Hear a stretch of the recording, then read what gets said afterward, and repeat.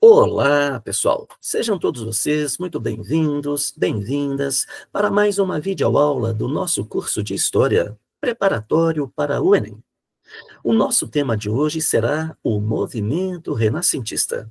Vamos analisar as principais características da literatura na Renascença. E então, preparados? Vamos lá! Bom, pessoal, na arte, a preocupação em retratar a expressão humana. Na literatura também, o homem como foco da produção literária. Os escritores da Renascença vão tentar, através da literatura, analisar o comportamento humano, analisar as manifestações, os desejos humanos, os limites do homem, ou seja, o homem com as suas qualidades, com as suas virtudes, o homem com seus vícios e defeitos. Quer dizer, a preocupação da literatura é focada na natureza humana, na expressão humana, no comportamento humano. O homem vai ser analisado. Muito bem, nessa literatura, eu trabalho diferentes propostas de análise. Eu tenho, primeiramente, a crítica e a sátira aos valores medievais. Então, aquilo que é medieval deve ser satirizado, debochado, criticado. Eu não vou deixar de acreditar no cristianismo, não vou abrir mão da fé, mas eu vou, sim, satirizar, criticar a instituição igreja, que durante 1000 anos estabeleceu o teocentrismo, numa referência de supremacia da fé sobre a razão. Pois bem, não vou abrir mão da fé, mas eu quero que a fé esteja em equilíbrio com a razão. Bem, então eu tenho obras, por exemplo, Dante Alighieri vai escrever a Divina Comédia justamente debochando dessa percepção teocêntrica, a referência do inferno, do purgatório e do paraíso. Quer dizer, é uma viagem, e nessa viagem eu vou retratando, né, valores teocêntricos que incomodam, que colocam a fé sempre acima da razão. Então, vamos satirizar um pouco dessa percepção suprema da fé, sem abrir mão da fé, tá? Mas dentro de uma relação de equilíbrio com a razão.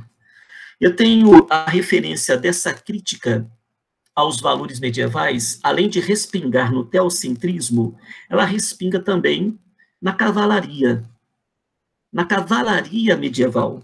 Daí a referência do Dom Quixote de La Mancha. Quem é o Dom Quixote? Dom Quixote é um cavaleiro errante, é um cavaleiro perdido. Num mundo de transição entre o mundo medieval e o mundo moderno, encontra-se esse cavaleiro. Um cavaleiro que se equivoca. Ele confunde moinhos com castelos. Ele confunde as serviçais da taberna com princesas da corte. Então, na verdade, eu estou satirizando nos equívocos do cavaleiro Dom Quixote a decadência da cavalaria. E o que é que provoca o declínio do prestígio da cavalaria? Nesse momento de transição do mundo medieval para o mundo moderno, eu tenho a invenção da pólvora. A pólvora foi inventada pelos chineses para festejar, para celebrar. Mas a mesma pólvora que festeja, que celebra, é também a pólvora que mata. é a pólvora da arma de fogo. Então, eu tenho os primeiros canhões, as primeiras armas de fogo movidas pela pólvora. Então, eu tenho, nesse momento, a possibilidade de derrotar o cavaleiro medieval. Do que adianta a lança do Dom Quixote? Do que adianta a espada, o escudo, o elmo, se com um tiro de arma de fogo eu desmonto o cavaleiro? Então, nesse momento, eu procuro retratar nas patetices do Dom Quixote o declínio da cavalaria medieval, que sempre foi a instituição política mais prestigiada do mundo medieval, né, na nobiliárquica. Muito bem, essa instituição militar agora não vale mais nada. Agora, qualquer exército tem que ter, além de arqueiros, lanceiros, tem que ter a artilharia, porque agora tem arma de fogo também. Então, o Dom Quixote, ele é esse cara meio perdido, num tempo que não é mais o dele, porque não adianta nada a sua couraça, a sua lança, a sua espada, num tempo em que já existe um outro tipo de arma, a arma de fogo. Então, eu retrato no Dom Quixote o declínio da cavalaria, a decadência da cavalaria enquanto instituição política. Mas aí, ao mesmo tempo, o autor Miguel de Cervantes teve a magistralidade de extrair desse patético cavaleiro símbolos do Renascimento. Apesar de ser patético, apesar de confundir moinhos com castelos, as serviçais com princesas da corte, esse patético cavaleiro sonha em realizar feitos heróicos. Heroísmo. Independente da minha origem de nascimento, eu quero realizar feitos heróicos, porque isso é inato à natureza humana. Eu posso me superar, eu posso realizar grandes façanhas, eu quero realizar grandes batalhas. A saga do Quixote, pessoal, é a saga de fazer grandes batalhas. E a batalha que ele quer realizar também se relaciona com a batalha da justiça social. Ele critica os nobres que exploram os servos. Ele luta pela justiça social. Isso é muito bonito, lutar por um mundo novo.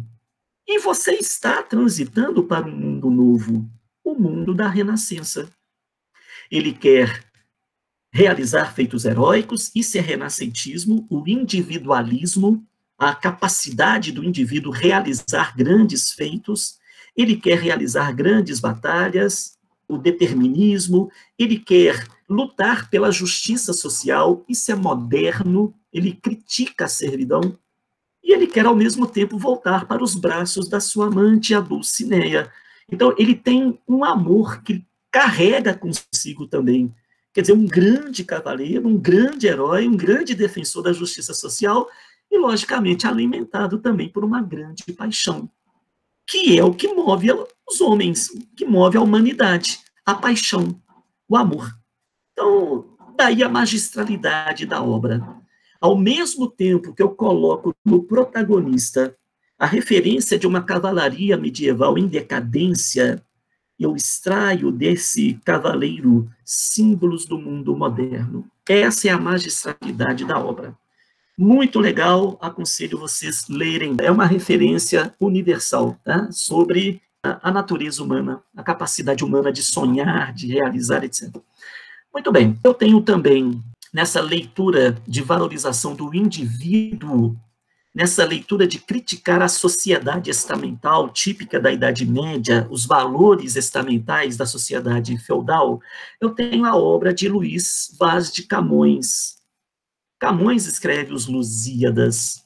E quem são os Lusíadas? São os portugueses. E o que fizeram os portugueses? Realizaram um feito heróico. Qual foi o feito heróico? As grandes navegações. Então, vamos falar dessa epopeia portuguesa, desse grande momento da história portuguesa, do Estado português, do indivíduo português, que, independente da sua origem de nascimento, realizou um feito heróico, navegou por mares nunca dantes navegados. A mesma importância do homem chegar à Lua, ou do drone chegar em Marte, etc. Bom, pessoal, então eu tenho Luiz Vaz de Camões também criticando, satirizando os valores medievais na sua obra Os Lusíadas, porque aqui ele valoriza a ação do indivíduo, independente da origem de nascimento deste indivíduo. A palavra Lusíada, ela tem um sufixo que é grego, adas, ada é um sufixo grego, ada no grego quer dizer herói. Então, Lusíada são os heróis lusitanos, os heróis portugueses. É igual a Olimpíada, né? Olimpíada também é grego, né? Os heróis de Olímpia. Aqui seriam os heróis lusitanos. Bom, eu tenho também na referência literária a preocupação em valorizar o momento político que atravessa a Europa, que é o momento do centralismo político, do absolutismo monárquico. Então, eu vou ter escritores também de cunho político, dentre eles, Nicolau Maquiavel. Maquiavel é o principal escritor político do mundo renascentista. Ao escrever O Príncipe, ele justifica a necessidade da governabilidade. O fim justifica o meio no sentido de assegurar a governabilidade. Então, eu tenho também na literatura renascentista o viés político, que justifica o absolutismo. O viés do heroísmo, dentre eles os Lusíadas de Camões. O viés da sátira, dentre eles o Dante Alighieri, com a Divina Comédia, o Miguel de Cervantes, com Dom Quixote. Bom, nós temos também, no contexto da Renascença, um recurso tecnológico que foi muito importante, a invenção da imprensa. China era a grande potência do mundo, até a expansão marítima europeia. Então, da China vinha porcelana, vinha seda, vinha manufaturas de luxo. Os chineses eram uma grande referência enquanto potência cultural e econômica. Então, a imprensa, ela é uma invenção dos chineses.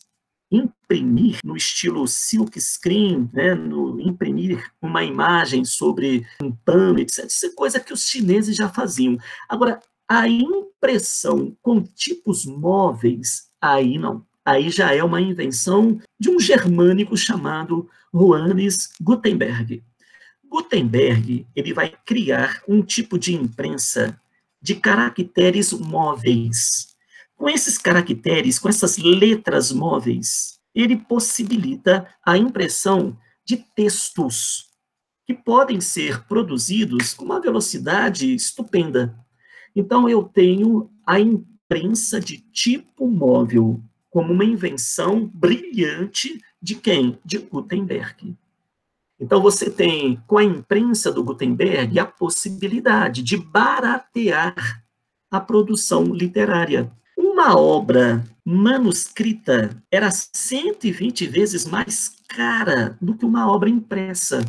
Então, a obra impressa barateou, democratizou o saber, democratizou a cultura, o acesso à cultura. Então, os renascentistas agradecem o Gutenberg, porque graças a ele foi possível publicar as obras. As obras desses escritores, logicamente, serão publicadas através da imprensa do tipo móvel do Gutenberg. E aqui vale lembrar que precisamos, né, valorizar a imprensa e, principalmente, pessoal, a liberdade de imprensa. Doa quem doer. A imprensa não pode ser censurada, debochada, criticada, questionada por aqueles que nos governam. A imprensa está aí, pessoal, para fazer o papel de detetive também. A imprensa investigativa, ela vai a fundo. Ela suspeita de um ato de corrupção, vamos investigar, para saber se é falso ou não, se é fake news ou não. Então, é importante, pessoal, no atual momento, a gente valorizar a imprensa. E mais do que a imprensa, a liberdade de imprensa. A imprensa jamais deve ser debochada e muito menos censurada pelos governantes. Bom, pessoal, então, essa é a referência tecnológica da Renascença. A invenção da imprensa dá suporte tecnológico para que as obras dos escritores possam ser publicadas.